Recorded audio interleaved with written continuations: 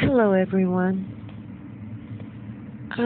I've never done a story time, but I've been wanting to do one for a while now, and I thought I would take that opportunity today.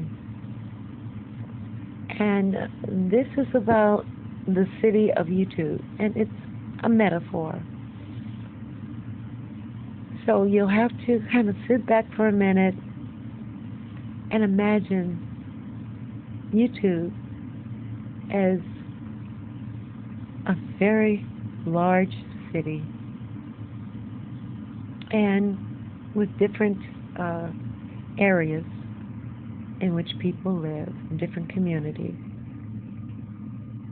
and surrounded by some suburbs, by the way. Now, I was always aware of the city of YouTube, all the way back to when it was originally founded by its original creators and then purchased by a major corporation. I would go and visit the city of YouTube to attend musical events or attend do-it-yourself classes or to gather information about subjects which I needed information. Eventually, I would take the time to visit and attend comedy shows.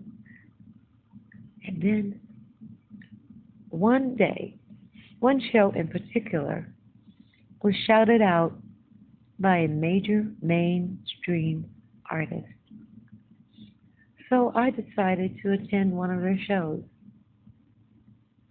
The show was called The Queen's Court, and it featured Kaya and T.S. Madison.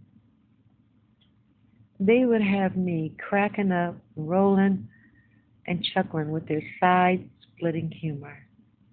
Together, they presented a great act. And so since I found so much enjoyment in the city of YouTube, such as great dining, this great comedy show, and any and all music I wanted to hear, I decided to move to the city of YouTube. I found a nice little house in the black community with a veranda-style porch and bushes all around it. Well, you can't get or find this, a place to live in the city of YouTube without bushes. I didn't know why at first. I know why now. But initially, I sat on my porch and watched all of the activities and going out to enjoy the variety of events that were available. Suddenly, honey, things changed due to what was a shocking development. Kaya and T.S. Madison split up due to various and sundry reasons. Suddenly, the streets went wild. They went their separate ways, but there were protests by many residents who felt saddened and angry and upset that they were being deprived of something which they truly loved and enjoyed. I remember one of the first people I saw, the first residents I saw, who was very displeased was a lady named Views of You. And she was one of the many residents I got to know over time. But she was really ticked off, really ticked off. And through watching her, I got to know other residents. But anyway, it got even uglier. Suddenly there were signs which read Team Kaya and other signs which read Team Maddie. And people lined the streets of YouTube holding up their signs protesting the breakup or expressing their anger and disappointment as to the breakup. One side defending each party against the other side defending the other party. it got really, really dangerous.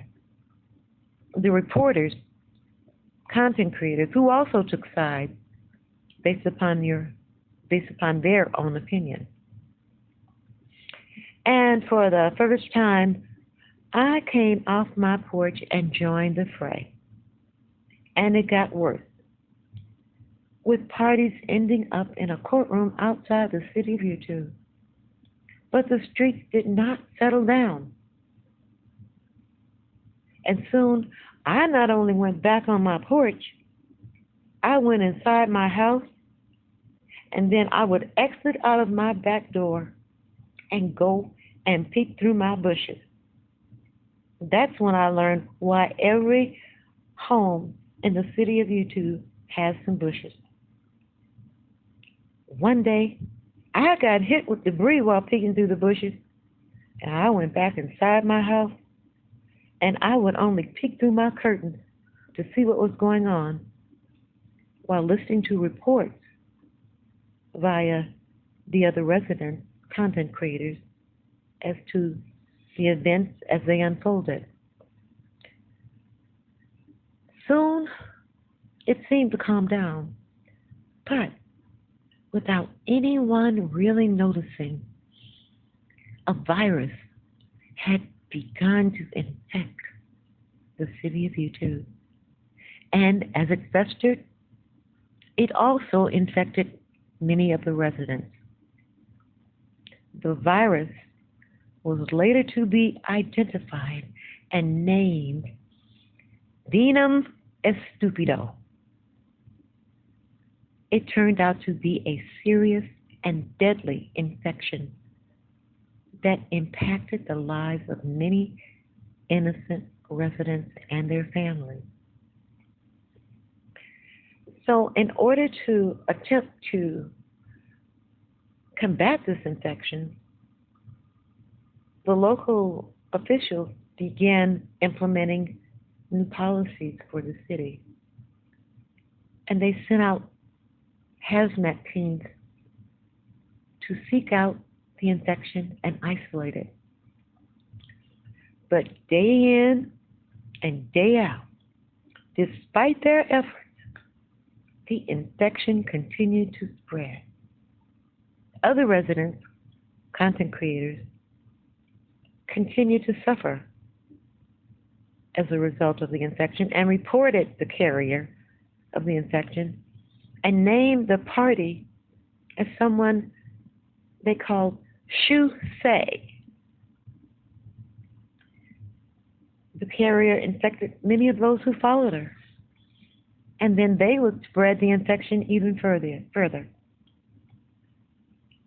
The infection reached outside the city of YouTube, with residents filing petitions and court actions.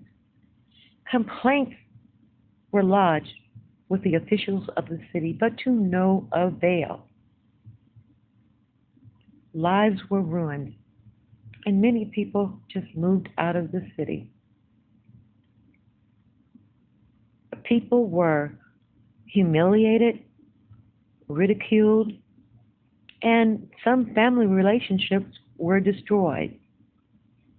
And some careers were nearly ruined, including those of family members of YouTube residents who did not even live in the city. It went so far as there were attacks against minor children of residents. And so many residents who once enjoyed a nice stroll down the streets of the city of YouTube either stayed inside their homes or peeked from the bushes, only occasionally coming out to sit on the porch to watch as those who were protesting against the infection and the carrier would fight in the streets. And many left the city and moved to the suburbs. But the carrier was soon contained,